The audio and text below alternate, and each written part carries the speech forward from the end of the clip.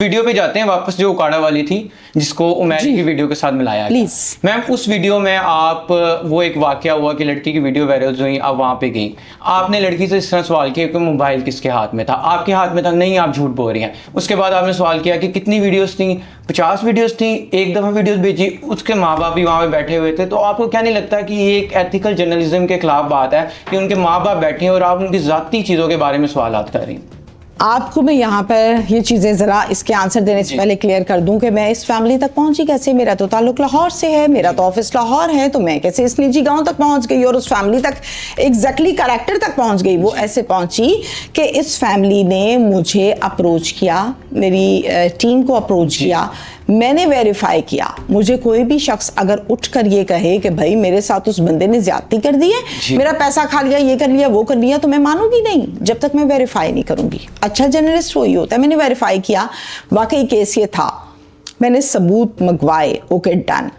फिर मैं वहां पर गई, जाकर मैंने सबसे पहले उसका जो भाई है बीच में, वो मुझे लेने के लिए आया, मेरी टीम को, गाड़ी को बाकायदा उसने रिसीव किया और फिर हमें अपने घर लेकर आए। अब आकर हम जब बैठे हैं तो मैंने उससे ये कहा कि सबसे पहले सबसे बेहतर ये है कि जो होना था वो तो हो गया जी। आप फेस उधर करें, आपके साथ में जो गुफ्तगू करूंगी वो आपकी आवाज आ जाएगी, चेहरा ना दिखाएं जी। उन्होंने कहा बाजी मेरे पल्ले कुछ नहीं बचा, कौन सा चेहरा छुपाऊं, मेरा चेहरा तो आया हो चुका। फिर उसके वालिद साहब बैठे थे, उसकी वालिदा बैठी थी। उसकी वालिदा ने कहा कि हम आपको जो बुला रहे हैं इसका मकसद ये है कि इदारों को पता चल सके कि हमारे साथ हुआ क्या है, इस बंदे को सज़ा मिले। इस बंदे को सज़ा अभी तक नहीं मिली, ये मैं उस टाइम की बात कर रही हूँ, ठीक है जी। फिर उसके बाद क्या मेरा इख्तियार ये बचता है कि मैं अपनी मर्जी उनके घर के अंदर बैठ के करूँ? मैं सवाल करने के अंदाज पे कर रहा हूँ कि आप उससे बेहतर तरीके से सवाल कर सकती थी, या आप उधर डीपीओ के पास जा सकती थी, मसले को हल करवा सकती थी। मसले को हल करवाया था मैंने, मुलजिम को गिरफ्तार भी करवाया था, और इस चीज का सबूत औकाड़ा पुलिस का ऑफिशियल पेज है जिसके ऊपर अरेस्ट के हवाले से बाकायदा उन्होंने लिखा कि मुलजिम जो है वो हमने अरेस्ट कर लिया है और कानून के मुताबिक उसको सजा दिलवाएंगे। ये तो काम हो गया। अच्छा अब सवाल की बात करते हैं कि मेरे सवाल वहां पर तल्ख थे। उसका फायदा नहीं था ना स्टोरी के लिहाज से, फायदा ही उसके हाथ में था, किसके हाथ में नहीं था, कितनी वीडियोस भेजी, क्यों भेजी? मैं बताती हूँ उसका फायदा था या नहीं। जब हम केस करते हैं ना, सिर्फ ये वाला नहीं, कोई भी, हमेशा हर केस में दो पार्टीज होती हैं जी। एक होता है मजलूम, एक होता है जालिम। ऐसे ही सिर्फ जालिम नहीं होते, मजलूम भी होता है। आप जब जालिम के पास जाते हैं ना हसन जी मैम, तो जालिम ये नहीं कहता कि मैंने जुल्म किया है, जालिम नहीं कहता मैंने 10 बंदे कत्ल किए हैं, जालिम नहीं कहता मैंने किसी की बेटी को अगवा कर लिया है। वो क्या कहता है, इसने मेरे साथ ये किया था तो मौके पर ये काम हो गया था, मैंने तो किया ही नहीं जी। अब वहां पर क्या मैं ये बोल दूं कि जालिम कोई भी नहीं था और औरत झूठ बोल रही है? कह सकती हूँ? नहीं कह सकती ना, एग्जाम्पल बता रही हूँ, नहीं कह सकती। अब ये जो खातून है, बकौल इनके हिडन कैम से मेरी वीडियोस उस आदमी ने बना ली जो कि अब मेरा शौहर था जी।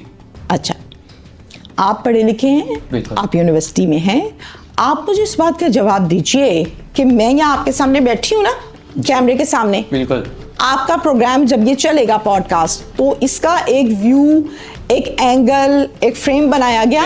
मैं ये कहूँ कि हसन ने मुझे यहाँ बिठा के हिडन कैम के जरिए से मेरा पॉडकास्ट ले लिया, तो क्या ये सही होगा या गलत? गलत होगा। उसने भी यही किया था, उसने कहा था ये हिडन कैम से इसने मेरी बनाई है। एक लेट मी कंप्लीट। मैंने कहा हिडन कैम से बनी हुई वीडियो और होती है और प्रॉपर बनाई हुई वीडियो और होती है। जब मैं सेल्फी लूंगी ना तो मैं ऐसे लूंगी जी, जब कोई मेरी तस्वीर लेगा तो वो बैक कैम से लेगा। तो क्या मैं क्लैरिफाई ना करूं कि ये झूठ आप क्यों बोल रही हैं?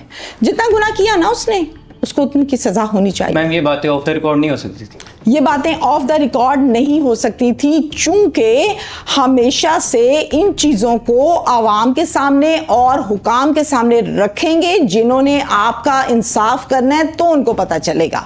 मैं एक मुअल्लिमा नहीं हूँ, मैं एक टीचर नहीं हूँ, मैं एक सिंगर नहीं हूँ, मैं एक इन्वेस्टिगेटिव जर्नलिस्ट हूँ। अगर मैं लकीर के फकीर की तरह कॉपी पेस्ट करने लग जाऊंगी तो फिर तहमीना शेख तो गई। इसलिए मैंने उसकी इन्वेस्टिगेशन की थी। एक बात, मुझे ये बताया गया था यहाँ पर लाहौर में, जब टीम से रब्ता किया था, कि बस 2 वीडियोस हैं, वो उसने चोरी चोरी बना ली है मेरी इज्जत उतारने के लिए। अब मुझे ब्लैकमेल करता है और ये कहता है कि इतने पैसे दो नहीं तो मैं तुम्हारी वीडियो वायरल करूंगा। जी। इतना किस्सा तमीना के पास आया था। मौके पर जाकर जब मैंने बात की, उसका भाई क्या कह रहा है, बाजी मैं उस चौक पे खड़ा था ना, तो लड़कों ने मुझे कहा था कि तुम्हारी बहन की वीडियोस है मेरे मोबाइल पे। बाजी उस लड़के ने भी कहा था। अब एक जो समझदार इन्वेस्टिगेटिव इंसान होगा ना, वो कहेगा बीबी कहती है 2 वीडियोस थी, भाई कहता है 4 आदमियों ने 4 वीडियोस दिखा दी हैं, तो वीडियोस तो ज्यादा हुई। इसलिए ये सवाल मैंने किया था कि मुझे खुद बता दो कि कितनी वीडियोस थी। फिर उसने कहा 50-60 से ज्यादा थी। मैंने कहा पैसों को बता दो, कौन सी ब्लैकमेलिंग ये करता है आपको। तो इसने कहा जी असल में हमारी दोस्ती भी थी, 14 लाख रुपया मेरे पास हो चुका था जो इन्होंने मुझे भेजा था। अब ये तो इल्जाम है जी। मुलजिम पर, इल्जाम लगाने का मेरे पास इख्तियार नहीं है। मेरे सामने आप झूठ बोल के, एक गलती उससे हो गई, आप 10 और उसके ऊपर डालें तो मैं तो नहीं डालने दूंगी, मैं तो चीजें क्लैरिफाई करूंगी। इसलिए okay ma'am, I got your point.